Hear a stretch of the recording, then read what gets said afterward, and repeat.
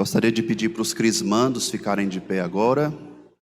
São os que vão receber a crisma.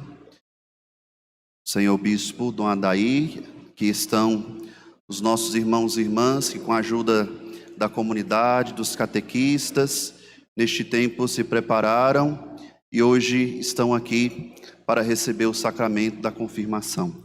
Vamos acolhê-los com a salva de palmas.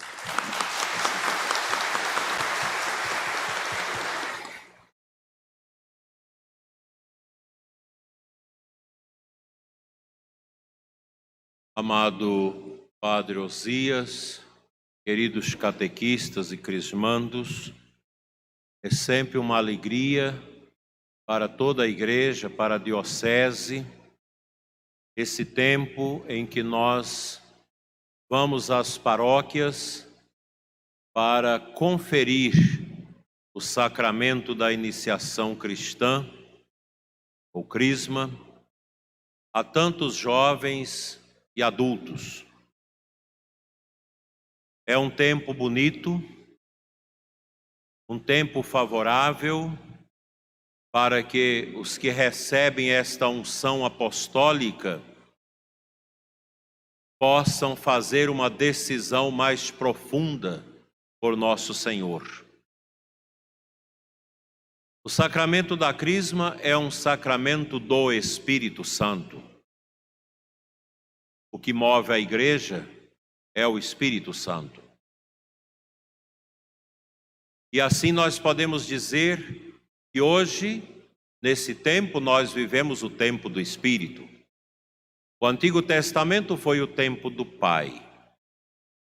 Depois o tempo do Filho, nosso Senhor, que prometeu enviar o Espírito Santo como o Pai também prometera no Antigo Testamento, seja no profeta Joel ou no profeta Ezequiel, onde Deus prometeu derramar o Espírito Santo. E nosso Senhor Jesus Cristo, nas suas aparições pós-pascais, após a sua ressurreição, ele prometeu o Espírito Santo e disse aos apóstolos e seus discípulos que se dirigissem a Jerusalém para o cenáculo, porque lá seria derramado o Espírito Santo. E eles, após uma noite de vigília, de oração, com a Santíssima Virgem Maria junto deles, já de manhã cedo, no início da alvorada, o Espírito Santo vem sobre os apóstolos e a Santíssima Virgem ali reunidos. O Pentecostes da igreja. Naquele momento nós podemos ver no anúncio da palavra em Atos dos Apóstolos que a igreja já estabelecida por Cristo, na pessoa de Pedro, que foi se constituindo em diversos momentos na instituição da Eucaristia, no momento em que o peito de Cristo é aberto na cruz, é o momento que jorra a graça de Cristo no coração da nossa igreja, a água batismal e o sangue eucarístico. Mas em Pentecostes, a igreja ganha sua maturidade, ganha a sua efusão, e ela vive a comunhão dos seus membros para o enfrentamento da evangelização que se esparramaria pelo mundo todo. É o espírito da coragem que visitou os apóstolos, que visitou Nossa Senhora. O grande Pentecostes, o grande evento que marcou, meus irmãos, um momento de muita paz, pois nós ouvimos no Evangelho Jesus dizendo que o Espírito Santo traz a paz. E nós podemos fazer uma memória daquele relato que nós conhecemos muito bem, no Gênesis, no Antigo Testamento, quando o povo resolve fazer uma torre chamada Babel, para encostar lá em cima no céu, uma torre para vigilância, uma torre para ajudar a conquistar os povos, para facilitar os levantes de guerra, os assaltos com sucesso. Seriam todos monitorados da grande Babel. E a empreitada começa. E o povo vai fazendo. É o orgulho, é a jactância, é a soberba que impera no coração do povo, querendo mandar no mundo. E eis que ali ocorre uma manifestação do espírito de confusão, que não é o Espírito Santo. A Babel foi invadida pela confusão do espírito da divisão. Alguém pedia cimento, o outro trazia areia. O outro pedia prego, alguém trazia o formão. Alguém pedia um pedaço de pau, alguém trazia uma pedra. Virou uma confusão, o projeto morreu. Não foi adiante. Mas aqui em Pentecostes, no cenáculo de Jerusalém, quando o Espírito Santo desce sobre os apóstolos e a Santíssima Virgem,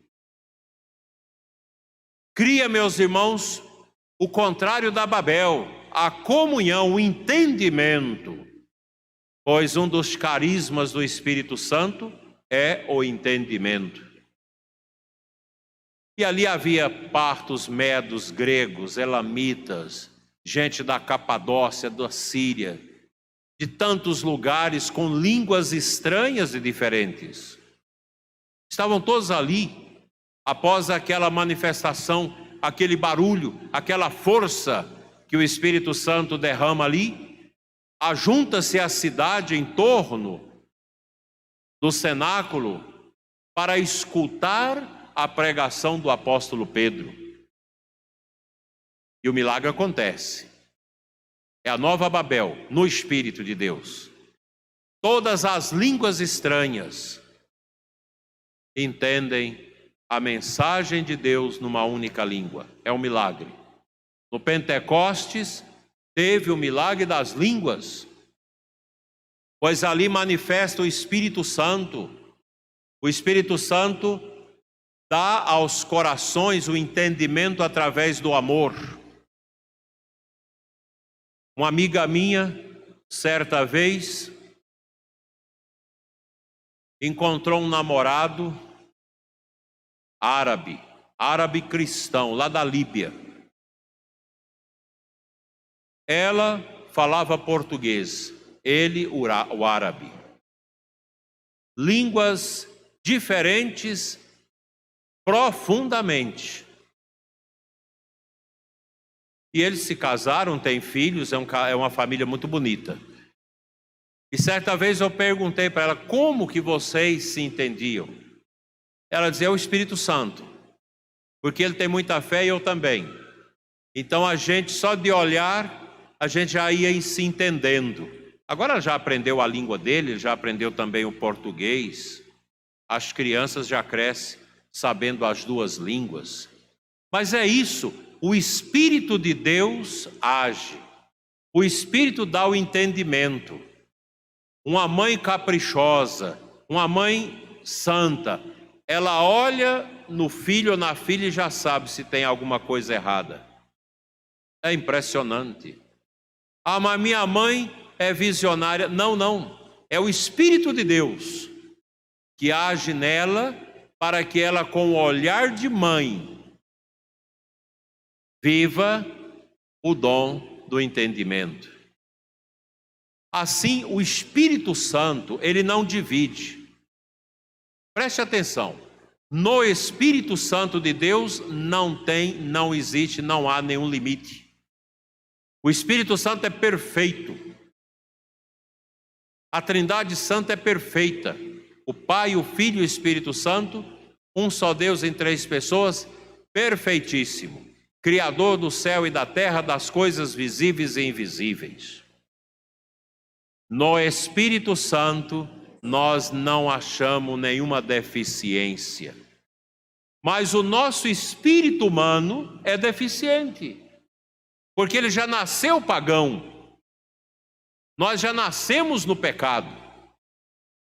Deus nos criou no momento da nossa concepção, nos deu um espírito, mas esse espírito já vem contaminado pela realidade da nossa natureza humana corrompida. Não tem como Deus fazer diferente, porque quando Adão e Eva pecaram, o pecado, o fechamento, uma opção errada entrou na natureza humana. Toda pessoa humana nasce com a sua natureza corrompida. Mesmo que o espírito que Deus dá é um espírito puro, mas ele se torna também corrompido ao encarnar-se nesta realidade humana. Daí que o nosso espírito nasce pagão. É no santo batismo que nós somos libertados do pecado original. Quando a criança ou adulto é batizado, toda essa realidade de herança maldita de Adão e Eva morre. Mas o Espírito Santo e o batismo não tira a concupiscência. Somente a Virgem Maria e Jesus, é claro, porque é Deus, não experimentaram essa corrupção. Porque o nosso Deus precisava de alguém para ser o primeiro sacrário vivo da humanidade, para hospedar o Divino Mestre, o Verbo eterno, o Salvador, o Redentor da humanidade. E Deus preservou a Santíssima Virgem. É um dogma. Ela é a Imaculada. Nasceu sem a mancha do pecado. No espírito de Nossa Senhora não havia malícia, porque ela não tinha a concupiscência. E por isso valeu a sua assunção em corpo e alma a Deus, porque a Virgem Maria veio a este mundo em estado de perfeição, imaculada. E nós, apesar de sermos batizados, ainda continuamos com a concupiscência dentro de nós, que é essa inclinação que nós temos para aquilo que não agrada a Deus. Por isso que nós precisamos confessar sempre, vigiar sempre, jejuar, fazer sacrifícios, lutar contra nós mesmos, porque o grande inimigo nosso somos nós mesmos, com a nossa concupiscência viciada, errada, inclinada para as trevas, para o pecado. Por isso que nós precisamos, necessitamos, carecemos do Espírito Santo. É o Espírito Santo, meus irmãos, que vai nos equipando com seus carismas, com seus dons, para que nós possamos, na liberdade que Deus nos deu, abraçar o amor de Cristo em nós, na força do Espírito, para vencer a nós mesmos, vencer o pecado e viver a santidade. Essa inclinação para o pecado, ela é muitas vezes coadjuvada pelo demônio. O demônio tenta, o demônio sabe onde é a sua fraqueza, jovem. Satanás sabe onde é a fraqueza de cada um, inclusive dos idosos. Ele sabe onde jogar a isca da sua tentação para levar a pessoa à perdição. O demônio é um anjo criado por Deus, mas que foi degradado por causa do uso da sua liberdade, quis ser igual a Deus. A soberba, o orgulho entrou nele. E ele passou isso para Adão e Eva, e nós temos isso. Nós somos pessoas orgulhosas. Muito orgulho nós temos no coração. Ninguém aqui escapa. A criança que já está no seu ventre e que vai nascer, ela já nasce com a concupiscência. Aquela criança as duas que estão no colo das suas mães ali, já tem a concupiscência. Por isso é comum a criança chorar a noite toda para não deixar os pais dormir e dormir o dia todo. Minha mãe tinha um remédio para isso. Balançava o menino o dia todo, não deixava ele dormir. Para ele acostumar a dormir de noite. Para não tirar a paz da família. É a concupiscência. A criança de braço já tem ciúme da outra que vai nascer. É a concupiscência, o orgulho. Os irmãos crescem, uns tendo ciúme uns dos outros. Aí vocês imaginam as heranças. Aqui em Formosa tem umas histórias pesadas de herança. E algumas em andamento. Por que não dá certo as heranças? O orgulho, a soberba. Alguém é esperto, quer passar os outros para trás. Não há entendimento porque não há o Espírito Santo. Numa herança, se não tiver o Pentecoste, o Espírito Santo, a Babel vai imperar. Aí a confusão. Como outro dia uma pessoa da igreja me dizia, o nosso inventário já rola 16 anos. Quando terminar, os advogados já pegou tudo. Por quê? Não há entendimento. Orgulho. Concupiscência. Esta concupiscência que nos leva à preguiça, que nos leva à ira, que nos leva à luxúria, que nos leva à soberba e a tantos outros pecados. E como eu vou combater isso?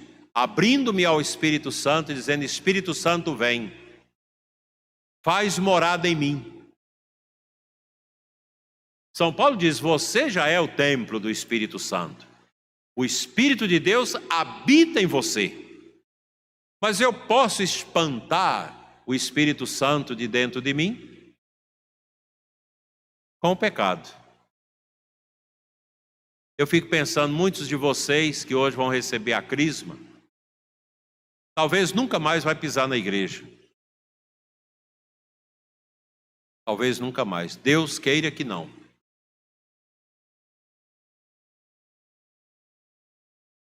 É o espírito de Judas.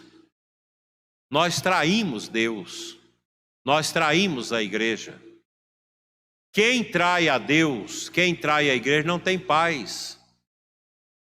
Leiam o relato de Judas.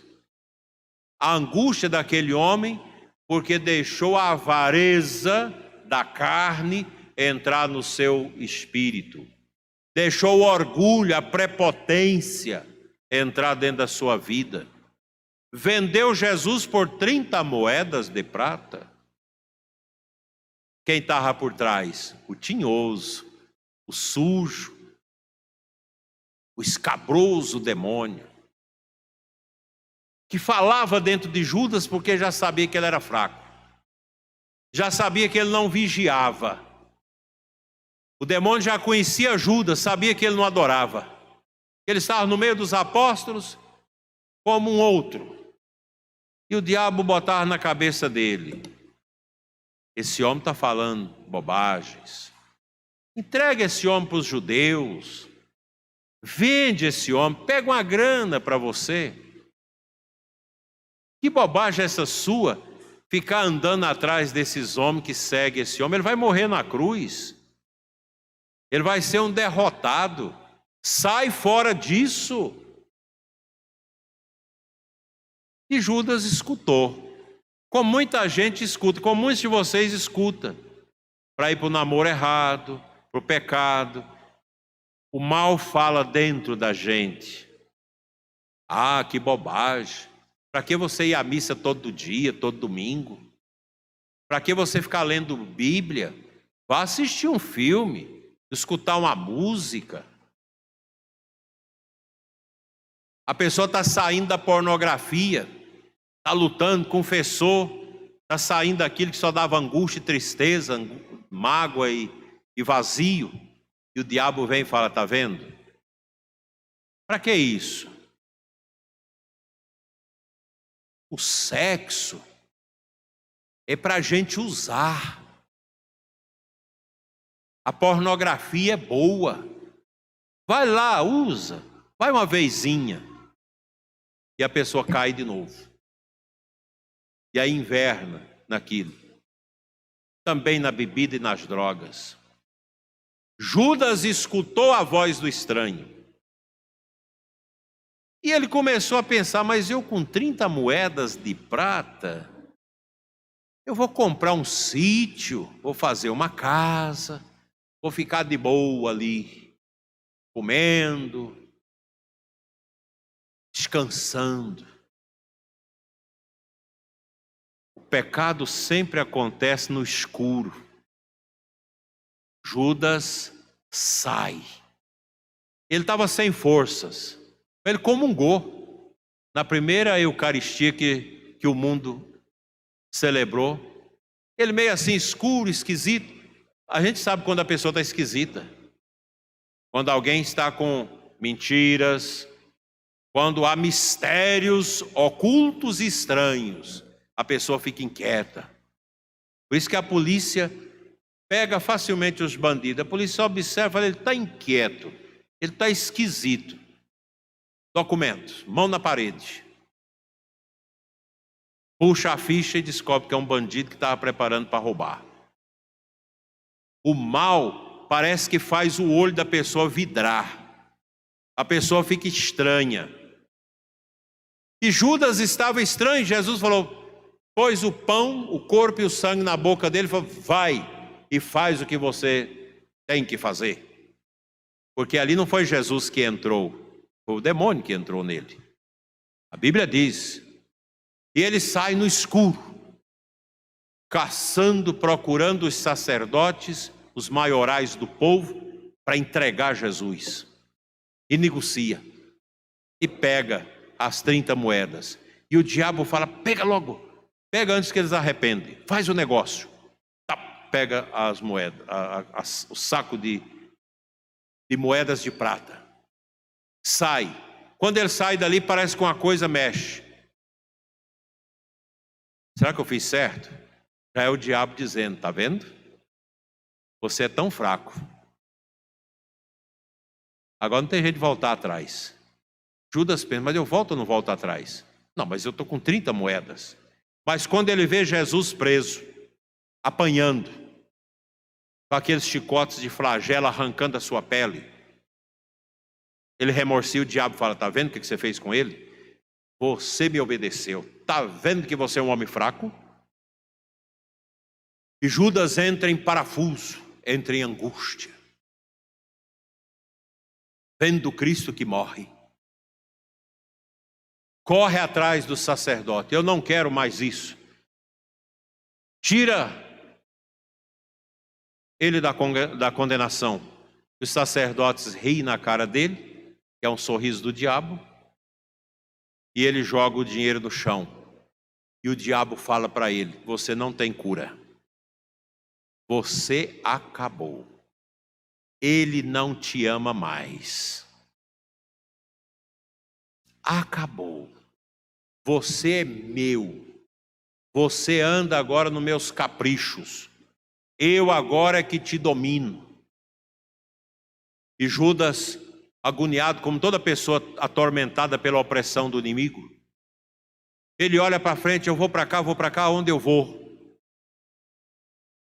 O diabo fala, não, suicida. Não tem jeito, suicida. Vai.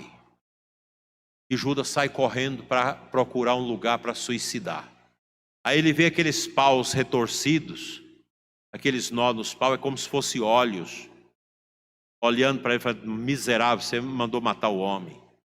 Ele via as frutas das árvores, era como se fosse olhos de condenação, e dizia: você é um miserável. E ele morre, ele suicida. O filme do Mel Gibson, A Paixão de Cristo, coloca Judas despendurado na corda e debaixo dele um bicho morto, cheio de moscas e bichos, larvas. É a situação do pecador, a carniça, a pudriqueira, as moscas. Que animal tão nojento é a mosca? Uma mosca na mesa, na hora do almoço, leva todo mundo a tapa nela, porque ninguém quer esse bicho.